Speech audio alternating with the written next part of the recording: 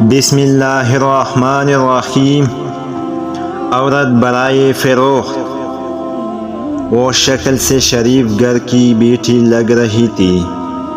میں پاس گیا، میرے قریب ہو کر بولی، چلوں گے صاحب؟ میں نے پوچھا، کتنے پیسے لوں گے؟ کہنے لگی، آپ کتنے دوں گے؟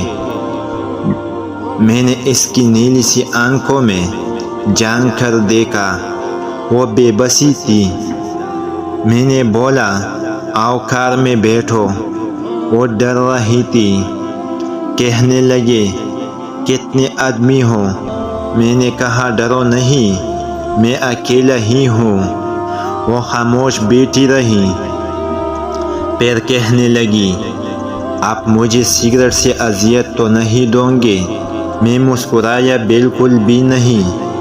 پھر اس نے ایک لمبی سانس پھیری، آپ میرے ساتھ کوئی ظلم تو نہیں کریں گے؟ آپ چاہے مجھے 500 کم دے دینا، لیکن میرے ساتھ برا نہ کرنا پلیز۔ وہ بہت خوبصورت تھی، معصومیت اس کے باتوں سے ٹپک رہی تھی۔ پھر بھی خدا جانے وہ کیوں جسم بیچنے پہ مجبور تھی۔ وہ نہیں جانتی تھی میں کون ہوں۔ میں نے پوچھا، کھانا کھایا ہے؟ کہنے لگی، نہیں۔ میں ہوٹل کے سامنے کار روکی۔ ہوٹل والا مجھے جانتا تھا۔ اس نے جلدی سے کھانا پیک کیا اور مجھے دیا۔ میں اپنے کار میں بیٹھ کر اپنے ڈیرے کی طرف چل دیا۔ چوکیدار نے دروازہ کھولا۔ میں کار پارک کی۔ رات کے 11 بج رہے تھے۔ وہ مسلسل میری طرف دیکھی جا رہی تھی۔ میں نے کھانا پلیٹ میں ڈالا، اسے کہا، ہاتھ دھو لو۔ وہ کہنے لگی، میں نے نہیں کھانا۔ میں نے پیار سے کہا، ڈرو نہیں، کچھ نہیں ہوگا۔ وہ ہاتھ دھو کر آئی، میرے سامنے کرسی پر بیٹھ گئی اور کھانا کھانے لگی۔ جب کھانا کھا لیا تو کچھ کھانا بچ گیا۔ کہنے لگی، یہ میں گھر لے جا سکتی ہوں؟ میں مسکرایا، بالکل بھی نہیں۔ وہ چپ ہو گئی اور برقع اتارنے لگی۔ میں نے کہا، رک جائے، میرے پاس آ کر بیٹھ جائے۔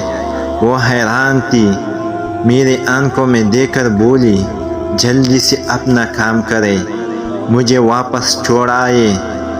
میں نے کہا، نہیں۔ پوچھوں گا، کیوں کرتی ہو ایسا؟ کیوں بیچتی ہو جسم؟ بس اتنا کہوں گا، چھوڑ سکتی ہو کیا یہ سب؟ وہ میرے چہرے کی طرف دیکھنے لگی۔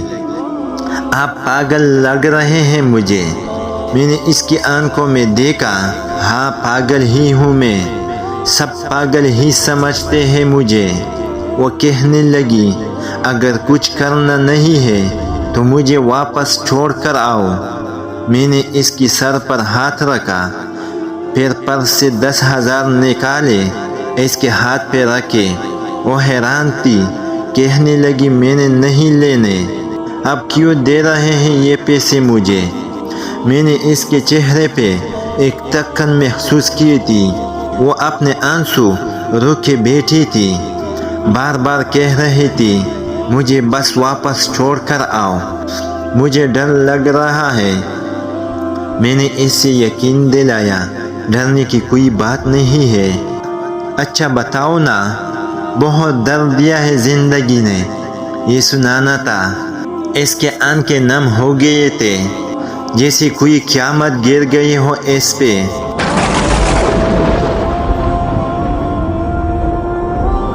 میں سمجھ چکا تھا کہ کوئی بہت بڑا درد لیے گھوم رہی ہے۔ دروازہ کھولا، کانپتی آواز میں بولی، مجھے چھوڑ کر آؤ واپس۔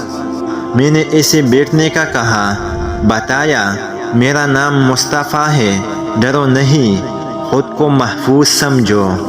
اسے جب یقین ہو گیا پریشانی والی کوئی بات نہیں ہے تو بتانے لگی، شوہر مر گیا، 3 بیٹیاں ہیں، سسرال والے نے نکال دیا، ماں باپ فوت ہو چکے ہیں، بھائی کوئی ہے نہیں۔ ماموں کے گھر آئی، ماموں کے بیٹے نے میرے ساتھ زیادتی کی۔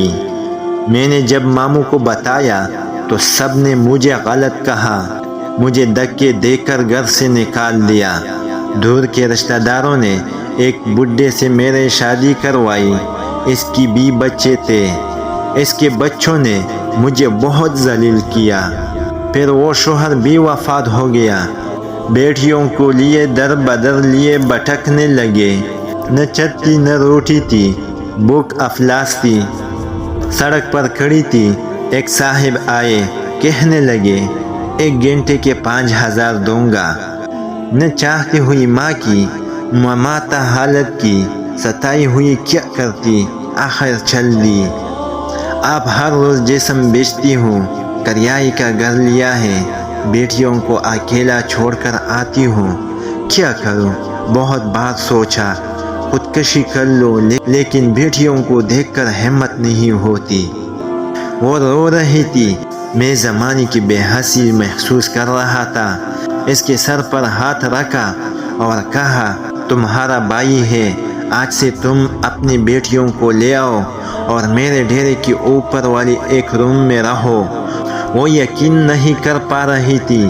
کار میں بٹھایا، اس کے گھر پہنچا، بیٹیاں سوئی ہوئی تھے، بہت پیاری تھے، گود میں اٹھایا، دل کو سکون ملا۔